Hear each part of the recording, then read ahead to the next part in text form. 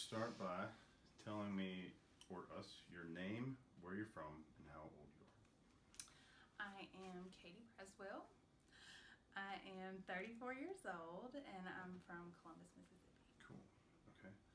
And we didn't talk about this, but I forgot. Tell me, what is the point of this interview? Why did you say yes to this? Just because I've been taught since I've been sober that I have to give it in order to keep it, you know. Sobriety has been the most fruitful gift I've ever been given. Yeah. So definitely want to be able to give something away to maybe help somebody relate and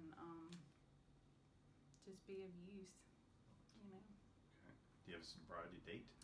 I do, and I was thinking about that earlier. February the 9th of 2017. Okay. So tell me about how you grew up. Right here in Columbus, Mississippi.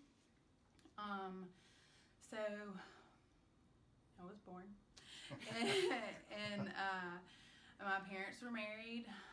They separated when I was around 5 years old. I had a really normal childhood. Parents got divorced. There was a little bit of, my dad was an alcoholic. So there's a little bit of trauma in there, just normal alcoholic stuff, the big bad bear coming home and things like that. I remember my dad moved away for a long time. When I was a little girl, he moved down to Key West, and so my mom pretty much raised me with my grandparents' help. So yeah, I had a pretty normal childhood. I'm not going to say that that's the cause of any of my stuff, so pretty normal childhood. Okay. So switch over here. Wrong page. All right. As an addict, what drugs have you used? A lot. So I will say everything except for like acid and LSD. I've even done shrooms a couple of times. Main things for me are, well, of course, alcohol, meth, pills of any kind, benzos, uppers, downers, muscle relaxers. I mean, anything that's going to change my mind or my mood, Okay. Did you have a drug of choice? Adderall. Adderall? Yeah. Adderall, pain pills, because, you do so much work on Adderall, your body's going to hurt after a few days, or weeks, or, however long I stayed up. Okay. Can you let's describe now your history of drug use, where it started and how it progressed? When I was a heavy drinker before I started recreationally using drugs. So, club scene, recreationally smoking weed. What age were you? 18, 20, 21. Couldn't really get in the club until you were 21. Still drank at home and smoked pot before then, and took mom's prescription pills. And I remember the first time I got high at home. I got high on Ambien. I was probably 14, and took a whole bunch of Ambien, and I had a doctor's appointment scheduled for the next day. And my grandmother came over, and she could not wake me up. She finally got me up, and I had a friend, because I didn't really do drugs alone a lot of the time. I always had like a co-pilot. So she finally woke me up and realized that something was really bad wrong. So yeah, Ambien was like the first thing I really got high on. What did that progress to? Well, a few short years go by, get club age, going to the club, smoking the good weed, the real good weed. And ecstasy came with the club scene, cocaine came with the club scene. And the guy that I was dating, when I tried all these things, like evidently the cocaine didn't do really anything for him, so we found out you could smoke it, and that's called crack. So yeah, that happened, and yeah, I mean we would just like roll every weekend, and then a few years after that, I tried meth for the first time. I can't. Can I cuss? Yeah. I don't want to. Yeah. Okay. Fucking loved it. Fucking loved it. You could do a lot of stuff all night on that. So, and I did. It was.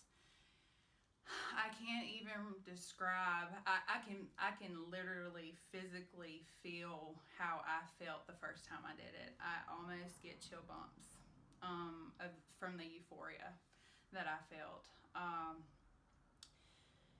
It made me feel 10 feet tall. I could do anything for any amount of time, and I was going to be good at it. And I was beautiful, and I was, like Superwoman. Yeah, it lied to me. It totally lied to me. Because it turns out if you do that for an extended amount of time, you start looking like shit, and you start, feeling like shit, and treating people like shit, and yeah, it got bad there for a while. Which I went from meth to back down. I would go back down to the weed and drinking, and then rolling, and then somebody would come along with it, and I'd be like, oh yeah, that felt great, let's do that. And anytime I had any sort of alcohol in my system, you bring drugs and I'm down. That's my story for sure. And as far as like the progression goes, I mean, it just, like we were talking about before, I didn't want to go to prison, like I didn't want to go to prison, and I knew I could go to the doctor and get whatever I wanted. I'm pretty persuasive, and I can be manipulative, and so Adderall's really close to meth. I mean, it's an amphetamine, so you take enough of it, and you get those same effects. Okay. So then let's go to, can you tell me a story of trauma? Trauma.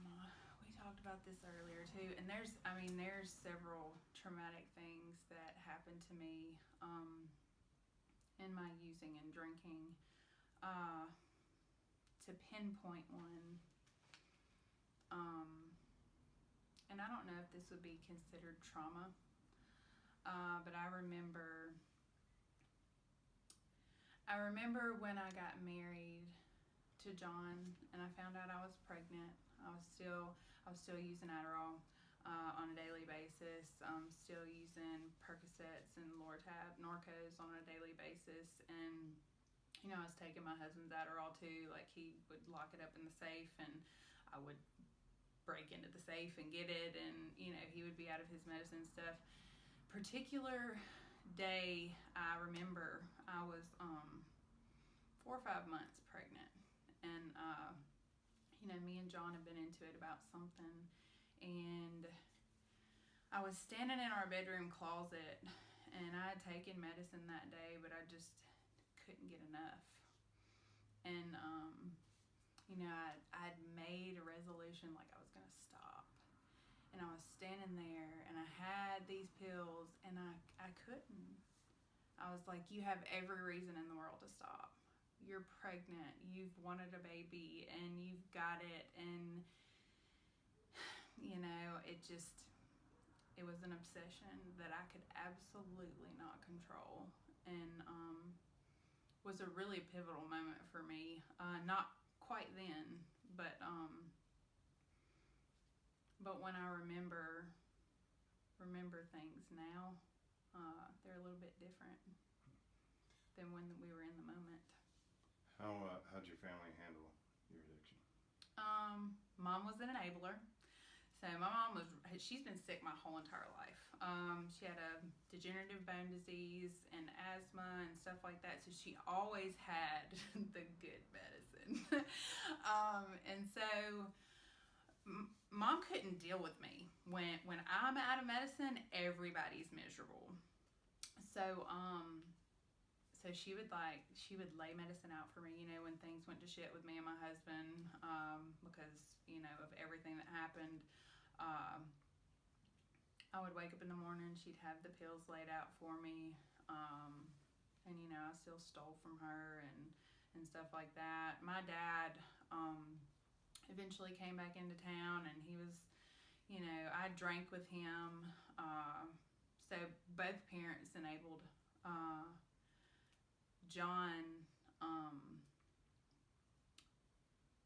was an enabler as well.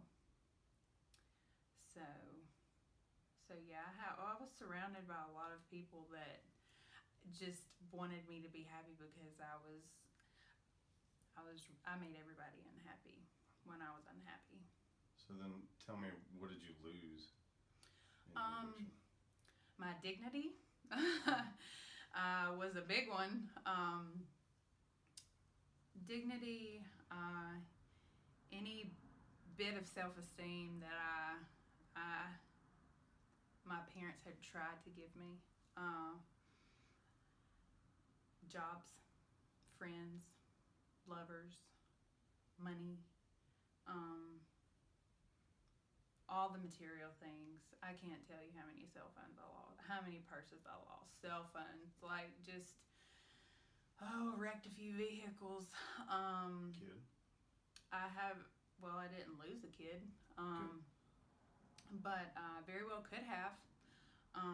It was not unlike me to drive around with my children with a fentanyl patch on.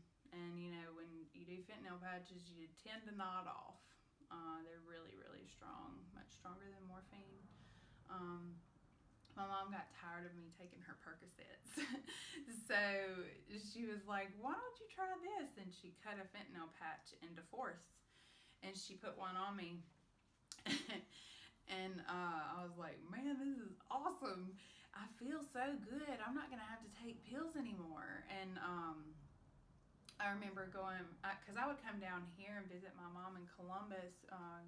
We lived in Saltillo when I got married, and so I got up to Saltillo from visiting my mom, and a day later, I started having fever and chills and vomiting, and I didn't realize until a couple of days later that was me withdrawing from the patch. So I had to quickly get more medicine. It was rough. It was rough. What made you stop? So it's an accumulative. It's a lot of things. So I thought that getting married and having a baby was going to change me. Turns out that's not the solution. In fact, it just made my tornado, it made me worse. It made my destruction worse.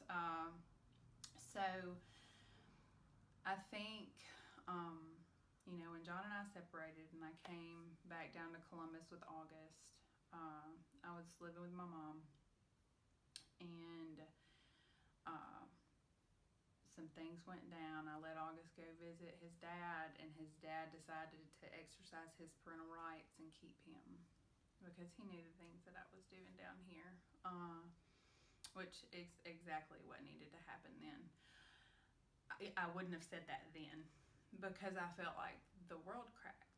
Like there was a crack straight through the middle, and my world stopped when he took him. So after that, and I haven't told you guys about this, I used to live right across there on Waterworks in a trap house. And when I came down here to live with my mom, that's where I would go and stay. So when that happened, there was no reason for me to stay with my mom anymore. No reason to take care of her. So I moved to the hood, and I don't know, 2 or 3 weeks into that, I'd been up for several days on Adderall, and I just gotten a job back at McAllister's, and just trying to make it work, man, trying to do something. And I couldn't. I kept missing shifts. I kept doing this, kept doing that, and was not performing very well at work. So, like, I missed a shift, and my boss was like, if you don't come in, you're going to be fired. If you don't bring me a doctor's excuse, you're going to be fired. So I went to the emergency room. When I got to the emergency room, a family friend walked in, and she had seen me come in the emergency room. And I hadn't been taking care of myself, so it wasn't really hard to get a doctor's excuse. I had a UTI, fever, all that kind of stuff that comes with not taking care of yourself. So anyway, she walks in the room, and she walks in the room with a man with this little thing, like the chaplain. And it wasn't registering. And she was like, hey, did you know your mom was in ICU? And I said, no. Is she okay? And she was like, you need to go see her. Well, the first thought that goes through my head, and I'm not proud to admit this, first thought that goes through my head is, hey, mom's house is open, free reign, all her drugs are there. So we leave the emergency room. I don't go see her. We go to her house. I get what I need to get. And the next day I go see her in ICU, and I talk to the doctor. And evidently, my mom has been in ICU several times. And this time she wasn't coming out, She was on the ventilator, and she had been without oxygen for so long that her brain had lost function. Like, she was never going to be the way she was again. So the doctor told me I had to make a decision. And so I did. And, they took her off life support, and she didn't die right then. I didn't have what I needed to have at the hospital to feel okay. The drugs. Mm-hmm. So I went back to mom's house to get some drugs. I get a telephone call when I walk in my mom's door, and it was the hospital, and they told me that she had passed away. That was a big moment for me. After I got off the phone, I screamed to the top of my lungs. I was so mad and angry with God. Shortly after that, I realized that I was going to have to do something different, or I was going to end up like my mom. I mean, she was sick, yes. She was addicted just like I was, and to be the best mom I can be for August. I was just tired, man. It was a struggle every day just to get out of bed, So that's when I decided. Did you go somewhere? I did. I went to the close side of Willowbrook first.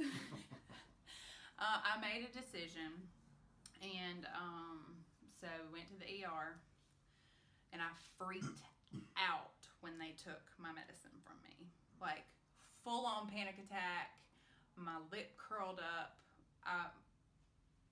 My hands were, it was like an exorcist thing. It was just, and I remember all this very, very vividly. I was not a happy camper.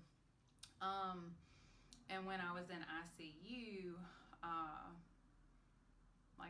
didn't think that I was going to be able to live without drugs. I didn't think I was going to be able to live with myself, because I just was not, I hated me.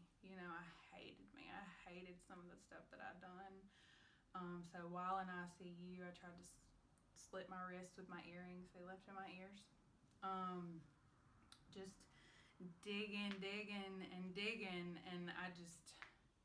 something stopped me, something stopped me. I stayed in the closed side of Willowbrook for a couple of days, and then the open side, I graduated, and stayed there for like 4 days, and then I went to recovery house for 90. Nice. Yeah. So now, go through your process of healing. What was that from recovery house on, kind of?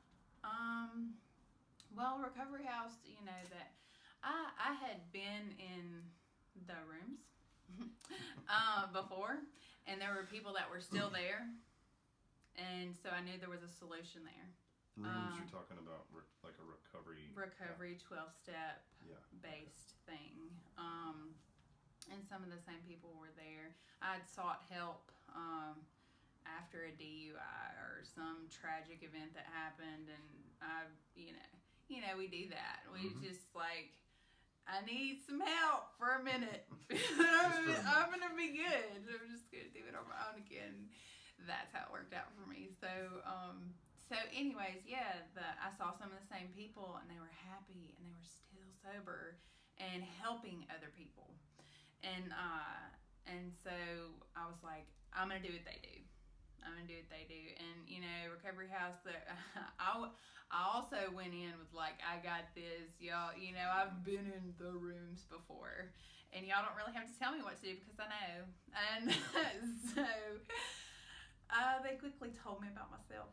And I learned I had to keep my mouth shut more and my ears open a little bit more than I was doing. So I did that,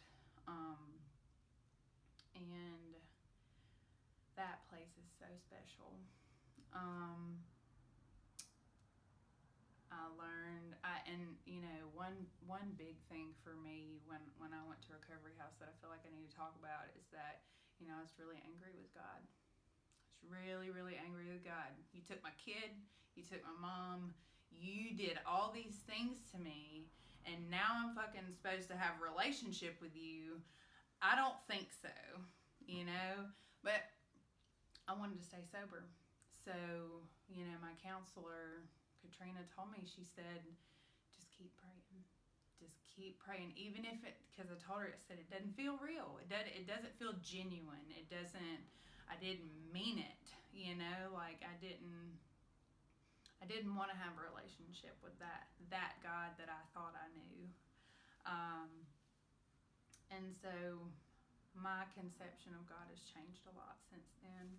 I did keep praying. I did keep doing the next right thing, even when I didn't feel like it. And I took some suggestions, 12 of them. And, I can't even. So you got a sponsor. Yes. And you did a rehab. I did. Do you recommend those things? Absolutely. Okay. And that's my experience. So, like I can suggest something or tell you to do something all day long, but I'm sharing my experience. My experience was that I got a sponsor. I worked the steps. I actively got involved in a recovery community and practiced 10, 11, and 12 every day. And I've stayed sober for over 3 years. So, okay, we've done the healing. And oh yeah, go for it. Can I say this? Mm-hmm. So from when I first started using up until now, like this is the longest stint of sobriety that I've ever had. And I've been using since I was 14. I'm 34. Yeah, a long time. What's your life like today? It's very cliche. I could not have asked for a better one, Gratitude is a big thing for me. I try to wake up with a grateful heart. I don't always do that. I wake up and I pray and I try to connect and get grateful. I have a wonderful life, man. A day that I wake up and I don't have to take a pill is a great day. I don't want to cry. Do you, so we'll veer off of that so that you don't bust in tears. Okay. What would happen if you, so this is that, what would happen if you used again? What do you think? I don't know. I know that I believe the things that the big book has told me. And because I've experienced most of that, I know that certain things set off a phenomenon of craving in me, and it doesn't necessarily have to be a drink or a drug. So I honestly don't know. I would like to think that I have another comeback, but I'm not sure. My experience has been that if I drink or use drugs, that I don't know when I stop again, and I have no control over how much I take into my body. That's a good answer. So now, if you could give one piece of advice to somebody that's actively using, drinking, whatever, what would it be? Well, if they're actively using and drinking and want to stop, there's a solution. If they're actively using and drinking and don't want to stop, then do some more experimentation, because that's what I had to do. You know, if you want help, there's help out there, and you just got to be willing. Just a little bit. Just a little bit of willingness is all it takes. You know, reach out is the biggest thing.